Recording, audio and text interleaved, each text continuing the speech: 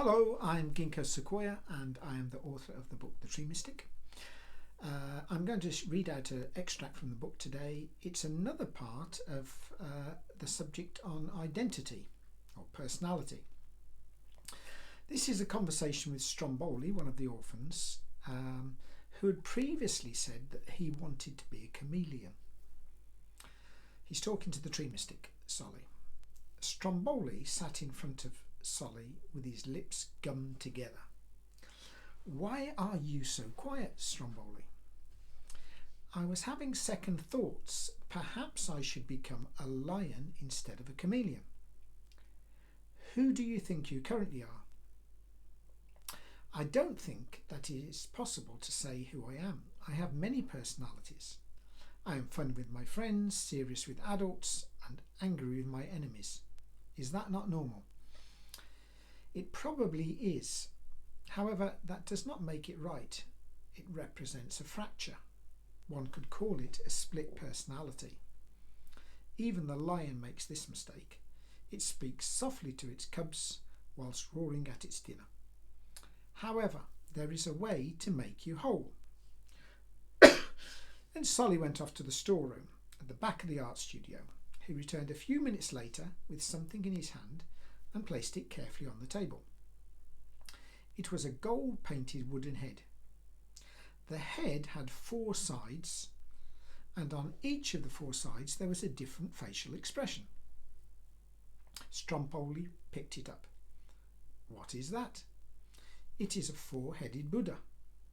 "What is its purpose?" "Its many faces demonstrates that one person can act thoughtfully, happy, sad, or be angry." "That is what I said." "I know. The problem is that when your lion escapes from its cage, it is likely to terrify or eat people. You might not like yourself when this happens." "What should I do?" "You should recognize that certain stimuli give rise to certain responses.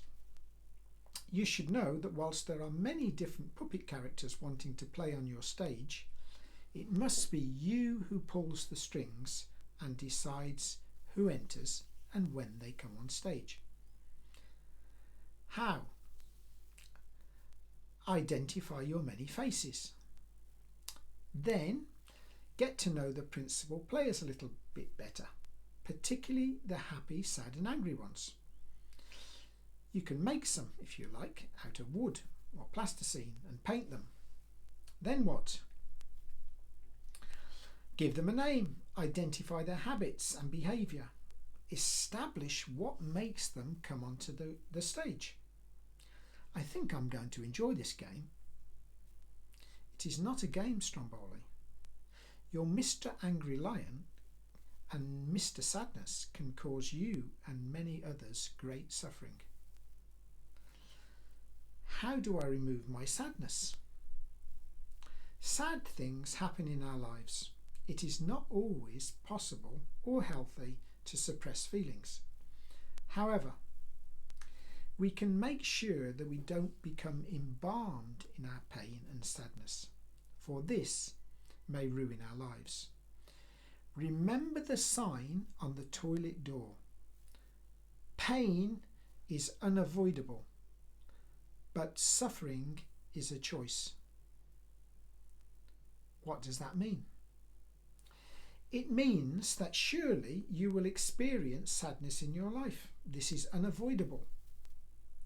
However, if you do not move on from the sad episodes in your life, you will experience great suffering. Fortunately, this is avoidable. It is a choice. How do I tame my anger? Meditation is a good place to start. It will change you on the inside. If your inside changes, so will your external actions. What else? Practice other spiritual activities. Look inwards. This will lead you to your true nature. Here you will discover that at your core, the authentic you is a loving, beating heart. You are not good and bad. At your core, you are only loving. Then what? You might want to give yourself a handle that sums up the new you. You mean like Stromboli the Magnificent? I was thinking more like Stromboli the Caring. When you choose to let go of the ego, you do not just free yourself from approval and the anxiety of maintaining a mask. You discover your true loving nature. We are not a duality. We are not good and bad. However, our actions might be until we find our true loving nature. There's more on identity throughout the book, and I'll do some more videos if you're interested. You can buy the book on Amazon or on thetreemystic.com. Thank you for listening. Goodbye.